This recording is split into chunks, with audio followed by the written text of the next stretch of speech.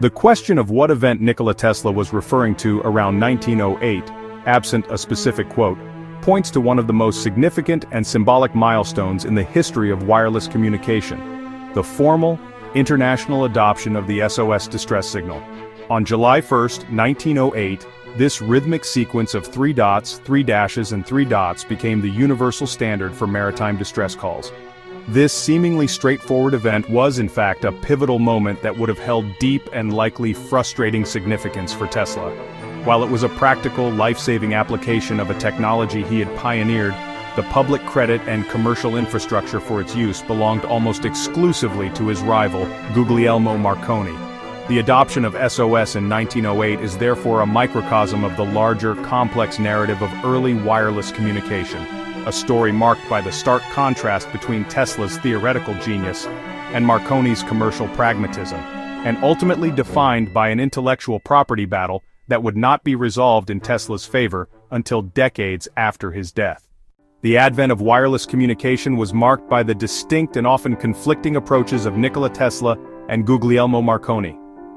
Nikola Tesla's contributions to wireless technology began with a visionary, almost theoretical approach. In 1893, at the National Electric Light Association meeting in St. Louis, Tesla gave his first public demonstration of the wireless transmission of electrical energy. His setup, a tuned circuit with capacitors and a coil, demonstrated the transmission of signals and electrical energy through space. Tesla's theories extended far beyond mere signaling. He envisioned a system for global wireless transmission, postulating that the Earth itself could act as a conductor for electric energy. His basic radio patent applications, filed in 1897 and granted in 1900, formally codified his innovations and established his intellectual priority, even if the practical application was still to come. In stark contrast to Tesla, Guglielmo Marconi's genius lay in his pragmatic approach to invention and his extraordinary business acumen. He was a gifted amateur who, by the age of 21, had built a transmitter capable of spanning 2,000 meters.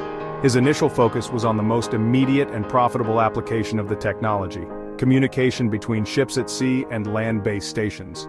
He quickly built a commercial enterprise, the Wireless Telegraph and Signal Company, and focused on equipping ships with his technology. His company began to achieve significant commercial success around the turn of the century, culminating in his celebrated transatlantic signal in 1901. Marconi's ultimate success stemmed from his vigorous commercialization of wireless telegraphy, building a profitable industry and a name for himself that became synonymous with the technology itself. Before a universal standard was established, the burgeoning field of wireless communication at sea was characterized by a dangerous lack of consistency. The Marconi Company, for instance, recommended a distress call of its own, CQD, while German operators sometimes used other sequences. This fragmented and improvised system complicated rescue efforts, as different operators, using different equipment, could not easily recognize or respond to distress calls from their competitors. To address the mounting chaos, delegates from major maritime nations met at the Berlin Radio Telegraph Convention in 1906. At the convention, Germany, which had already been using SOS in its naval regulations since 1905, proposed its adoption as the universal distress signal. The implementation date for the SOS signal was set for July 1, 1908, allowing time for retraining and equipment adjustments. The signal was selected for its brevity, rhythmic clarity, and unmistakable pattern in Morse code: 3 short dots, 3 long dashes, and 3 short dots. On the specified date, the signal officially came into force, obligating all maritime stations in signatory nations to recognize and respond to it, thereby marking the dawn of a universal maritime distress protocol.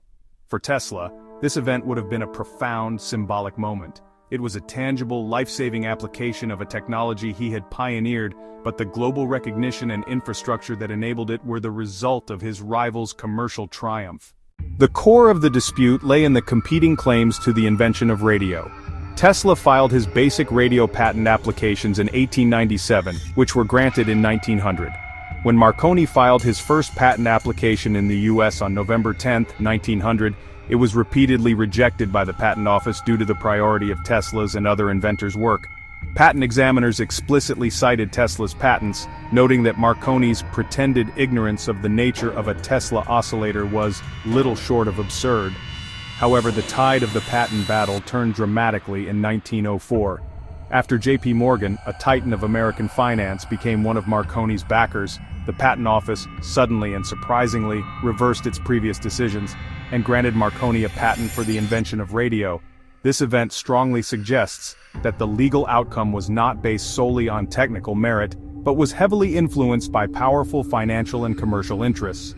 Tesla was financially unable to litigate against a major corporation like the Marconi Company, and his fury was palpable, as evidenced by his reaction to Marconi's 1911 Nobel Prize. Tesla, who had provided the foundational scientific and conceptual work, saw his patents effectively stolen, and his rival reap the financial and public rewards. By 1908, Tesla was embroiled in his own problems and was in no financial condition to mount a significant legal challenge. The adoption of the SOS signal was a highly visible validation of a technology that was, to his mind, based on his own foundational work but commercialized by his rival. The long-running dispute between Tesla and Marconi would not be settled during their lifetimes. The legal battle re-emerged in the U.S. Court of Claims when the Marconi Company sued the United States government for $6 million. The government, seeking to avoid a massive payment, challenged the validity of Marconi's patents, arguing that the technology was based on prior art. The Court of Claims, and later the Supreme Court, scrutinized the entire history of the technology.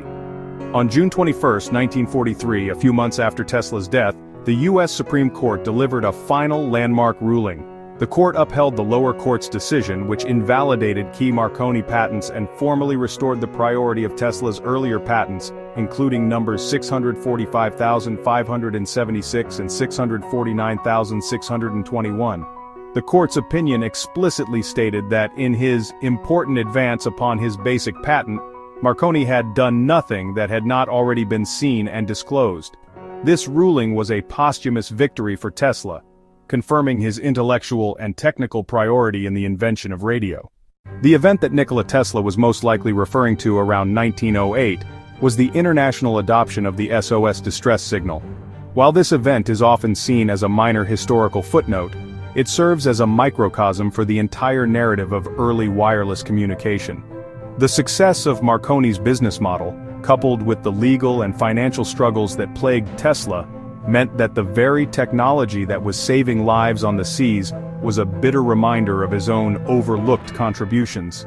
The ultimate legal vindication of his work in 1943, though too late to benefit him personally, provides a final, definitive perspective on the complex story of these two inventors. It confirms that the intellectual groundwork for radio was indeed laid by Tesla, while the commercial and public recognition was, for decades, firmly in the hands of Marconi.